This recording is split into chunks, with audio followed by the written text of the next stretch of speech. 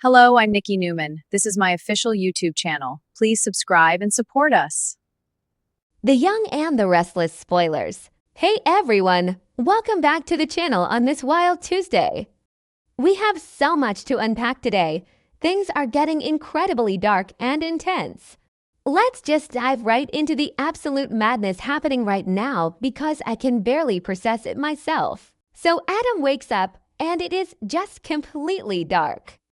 Just pitch black. You know that kind of dark where your eyes cannot even adjust no matter how long you stare into it. That is exactly where he is right now. His head is absolutely pounding. Like a massive drum beating right behind his eyes because Matt Clark just smashed him. Matt literally picked up a heavy metal fire extinguisher and used it as a weapon. He swung it and hit Adam right in the head. And honestly, I do not even know how Adam is conscious right now. The pain has to be blinding, just a sickening, throbbing pain that makes him want to throw up. But he is awake. He has to be awake. Because he is lying there on this dirty, cold concrete floor of some abandoned storage room in Las Vegas. And he cannot just pass it again. But he cannot focus on the pain. He just can't. Because there is a sound in the dark. A terrible, ragged sound. It is his brother. Nick is right beside him on the floor, and Nick is not moving at all. Just lying there completely motionless, except for this awful, shallow breathing that keeps catching in his throat. Every breath sounds like a struggle, like his lungs are forgetting how to work. Adam reaches out in the dark. His hands are probably shaking so badly. He feels around on the cold floor until his fingers brush against his brother, and Nick's skin is just ice cold. So cold and clammy. Even in the absolute pitch black darkness, Adam can just sense how pale Nick is. Because of the drugs. The massive amount of drugs that Matt Clark forcibly injected into his system. Matt did this. Matt forced the golden boy of the Newman family into a total junkie's nightmare. He pumped Nick full of fentanyl and cocaine, or whatever sick cocktail he mixed up. And now Nick is just fading away. The drugs are shutting down his organs one by one. His heart is struggling to pump. His respiratory system is failing. And Adam is just sitting there in the dark touching his dying brother, feeling the life literally drained out of him second by second. It is just so horrific. I cannot even imagine the panic setting in. The sheer terror of feeling your brother die in the dark and not being able to see a single thing to help him. And then the speaker crackles, high up on the wall somewhere in the dark. A cheap, tinny PA system just hums to life with a burst of static, and Matt's voice comes through. That smug, sick, twisted voice. He is laughing. He is actually sneering at them through the microphone, laughing at Adam's pain and confusion. Matt is probably sitting in some safe, well-lit control room right outside the warehouse, watching them on a night vision camera, enjoying every single agonizing second of this. Because Matt does not just want to kill them quickly, oh no. That would be way too easy for a psychopath like him. Matt wants them to suffer in the worst possible way. He wants to break them down to nothing. So Matt lays out the rules over the speaker. The rules of this new, sick game he has created. And I am telling you right now, this is the darkest thing I have ever seen. Matt declares that the storage room is completely sealed off, airtight, like a tomb. And he says that the oxygen in the room is limited.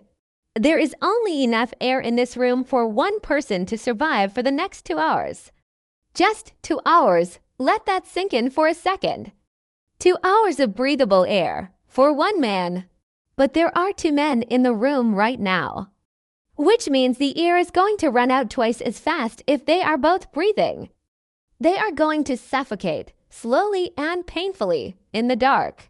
Like animals trapped in a box underground. But wait, because Matt is a total monster? He adds a twist to the game. He tells Adam there is a syringe. Somewhere on the floor near him, Adam fumbles around in the pitch black, his hands scraping against the rough concrete. And his fingers brush against cold plastic, a sharp needle, It is an antidote. A single dose of an antidote that can reverse the massive drug overdose currently killing Nick. It is the one thing that can wake Nick up. The one thing that can save Nick's life from the drugs. But there is a catch. Of course there is a massive, brutal catch.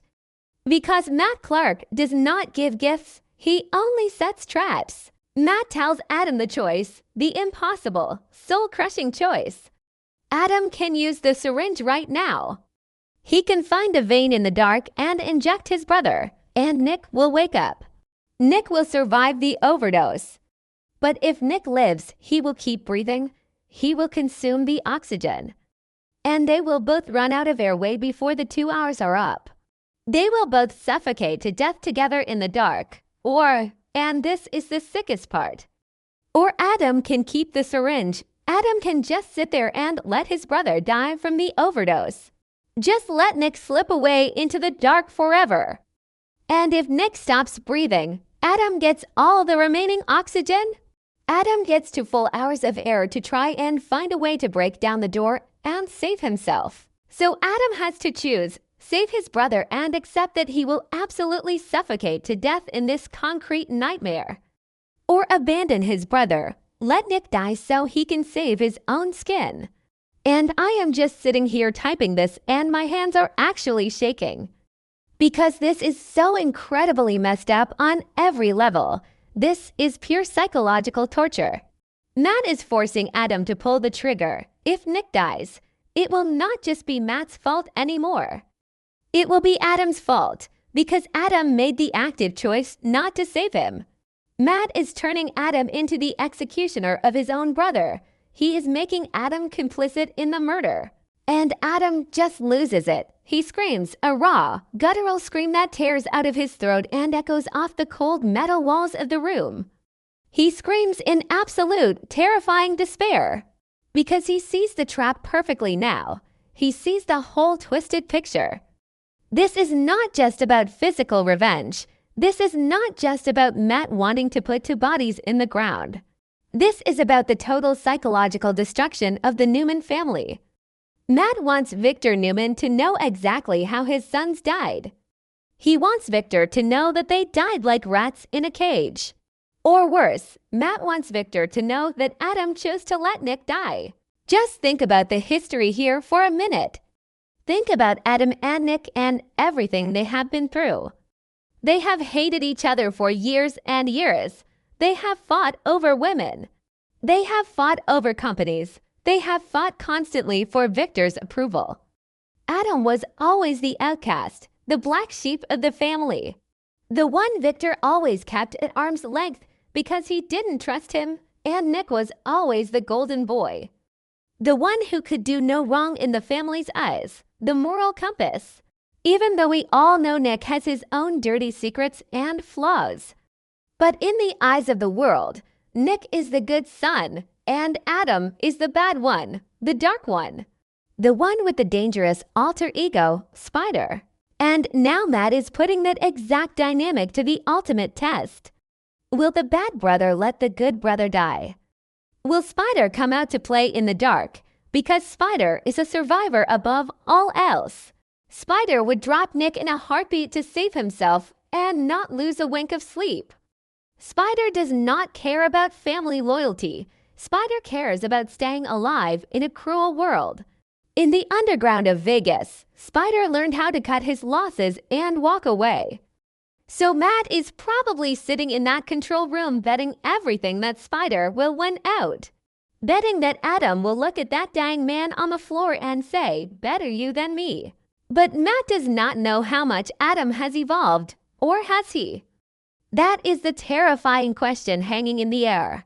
Adam loves his brother. Deep down, beneath all the bitter resentment and the anger, they are blood. When Nick was in trouble, Adam did not hesitate for a second. Adam flew straight to Vegas. Adam risked his entire relationship with Chelsea to do this. He kissed Riza, his old criminal contact, just to get a lead on Matt's location. He dove back into the criminal underworld just to save Nick. So how can he possibly just sit there and let him die now? After doing all of that, It makes no sense. But the survival instinct is a powerful, terrible thing. The air is already getting thin, or maybe it is just the panic setting in. You know when you are trapped in a tight space and you start breathing faster just because you are scared. Your heart rate spikes, you consume way more oxygen than normal. Adam is probably hyperventilating right now. The panic is taking over his brain. He is holding the syringe. It feels so heavy in his hand. It is just a tiny piece of plastic and glass. But it literally holds the weight of the entire Newman legacy inside it. If he pushes that plunger into Nick's arm, he is signing his own death warrant. He is choosing to die. And what about Sharon? Oh my God, we have to talk about Sharon. She is on her way to Vegas right now. She got the alarming news and she's coming. She knows Nick is in grave danger. She probably packed a bag in absolute hysterics and rushed to the airport. She loves Nick so much. They have this epic, timeless love story that always pulls them back together. And Nick was just thinking about her. Before Matt knocked Adam out, Nick was probably hallucinating in his drug haze about Sharon. Wishing he had married her again when he had the chance. Wishing he hadn't been so stupid and wasted so much time. Imagine Sharon arriving at this warehouse. Imagine her finally breaking down that heavy metal door with the cops. What is she going to find inside? Is she going to find Nick dead on the floor from the overdose?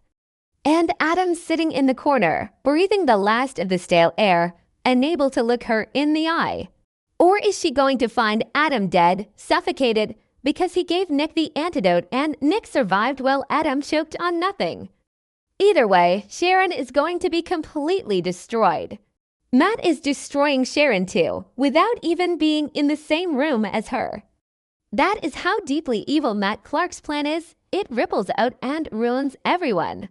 And Victor, let's not forget Victor Newman in all of this. The great, powerful Victor Newman. He is the one who let Matt escape in the first place. Victor had Matt locked up as his prisoner, and somehow he slipped through his fingers. And now Victor's sons are paying the ultimate price for his mistake. If Victor loses Nick, he will never recover from the grief. If Victor loses Adam, he will be haunted forever by the son he never fully accepted. And if Victor finds out that Matt forced Adam to make this choice, Victor will tear the entire world apart looking for revenge. But it will be way too late. The damage will be permanent. The Newman family will be shattered into a million unfixable pieces. I just keep thinking about Adam's scream in the dark. The way it must sound echoing in that pitch-black room. It is the sound of a man completely breaking. Matt has finally found the one single thing that can break Adam Newman. It is not physical torture. It is not taking away his money or Newman Media or his power. It is giving him the power of life and death over his own brother. It is making him the villain of the story all over again. Because if Adam lives, he will always be the brother who let Nick die to save himself. The whole world will look at him and see a murderer, even if it was Matt's sick game. The stain will never wash off. And Adam's head is still bleeding. The blood is probably dripping down into his eyes, mixing with the sweat and the tears. He is dizzy. He is nauseous. He has a severe concussion. He can barely even think straight, let alone make a life or death moral decision. He cannot batter down a solid steel door with his bare hands while concussed. He needs a miracle. But miracles do not happen in abandoned, airtight storage rooms in Las Vegas. Only tragedies happen here. And Adam knows it. He knows there is no secret way out. Matt is too smart for that. Matt planned this down to the very last detail. Nick's breathing is getting slower now. The gaps between his ragged breaths are getting longer and longer. 1 second, 2 seconds, 3 seconds of pure silence. And then a weak, pathetic gasp for air. He is slipping away fast. The drugs are completely taking over. His heart is struggling so hard to pump anything. The fentanyl is suppressing his entire respiratory system. Adam can hear it happening. He can hear the life draining out of his brother in real time. And the syringe is just sitting right there in his palm, taunting him. The cure and the curse, all wrapped up in one little plastic tube. So what does he do? What does Adam Newman do in the dark when no one is watching and the clock is ticking down to 0? Does he become Spider and survive at all costs? Or does he become a true brother and sacrifice everything? I guess we just have to wait and see how this plays out. But let me tell you, I'm going to be an absolute nervous wreck until we find out the answer. Because this show has taken us to the absolute edge of sanity with this storyline. And I am not ready to say goodbye to either of them. But in that Clark's sick game, someone always pays the ultimate price. And the bill is coming due right now in that dark, airless room. It is just so raw. The whole scenario is just stripped down to the most basic human instincts: fear, survival, love, guilt. Adam is sitting there with his back against the cold wall. The concrete is freezing against his skin. He is probably shivering from the shock of the head wound. And he just listens. He listens to the silence of the room. The absolute dead silence, broken only by Nick's dying gasps. And Matt's voice occasionally crackling over the speaker to remind him of the time. Tick-tock, Adam. I can just hear Matt saying it. Oxygen is dropping. Nick is fading. What's it going to be? Little brother. Matt is sick. He is a deeply sick, twisted individual who gets off on this kind of pain. He took a guy like Nick who was recovering, a guy who was trying to be a better father and a better man, and he pumped him full of poison. He turned Nick into a helpless victim just to prove a point to Adam and Victor, just to make the Newmans look weak. Because Matt knew he could not beat them in a fair fight in the boardroom or the streets. So he used drugs and kidnapping. He used the lowest, dirtiest tricks in the book to level the playing field. And now he is holding all the cards. And Nick is just a prop in Matt's horror movie right now. A body lying on the floor, his chest barely rising anymore. His skin cold and clammy to the touch, the sweat freezing on his pale forehead. Adam probably takes off his jacket in the dark, tries to wrap it around Nick to keep him warm. But what is the point of keeping him warm if he is going to stop breathing entirely in 5 minutes? The antidote is right there. It is literally right there in Adam's hand. All he has to do is pull the cap off with his teeth. Find a vein on Nick's arm in the dark and push the plunger down. But pushing that plunger is exactly like putting a tight noose around his own neck. This is the kind of storytelling that just rips your heart right out of your chest. Because there is no good answer here. There is no winning move. Even if Adam finds some miraculous way to break the lock on the door, how long will that take? 10 hours a day. The door is heavy industrial steel, locked securely from the outside by a madman. Adam has no tools. He has no weapons. He just has a fire extinguisher that was used to crack his own skull open. He is trapped. They are both trapped. And the oxygen is ticking down with every single breath they take. So it all comes down to the needle. It always comes down to a brutal choice on this show. The writers are giving us a total masterclass in psychological horror right now. This is not just your average soap opera plot about cheating or corporate takeovers. This is a hardcore thriller. This is some level mind games happening right here in Vegas. And Adam is the absolute perfect victim for it. Because of his dark past, because of his endless guilt, because he has spent his entire adult life trying to prove to his family that he is not a monster. And now Matt is giving him the perfect opportunity to prove it once and for all by dying for them. If Adam saves Nick, he proves without a shadow of a doubt that he is a good man. A true Newman who puts family first, a hero. But he will not be alive to hear anyone actually say it. He will not be alive to see Victor's proud face looking down at him, or hear Sharon say thank you for saving the love of her life. He will just be a dead body on the floor of a warehouse. And Nick will have to live with the crushing guilt of knowing his brother died for him. Oh man, think about Nick's guilt. If Nick wakes up, gasping for the last bits of air, and finds Adam dead beside him, knowing Adam gave up his oxygen so Nick could live, that would destroy Nick completely. Nick would never be the same person again. He would be haunted by Adam's ghost for the rest of his natural life. He would look at Victor and see Adam's sacrifice. He would look at Sharon and see the dark warehouse. Matt's revenge would still be 100% complete. Because Matt does not just want them dead in the ground, he wants them broken mentally.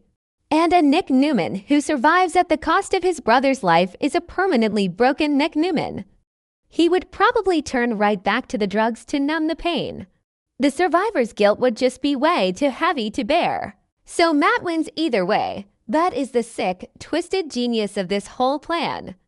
If Adam lets Nick die, Adam is broken by guilt and Victor hates him forever.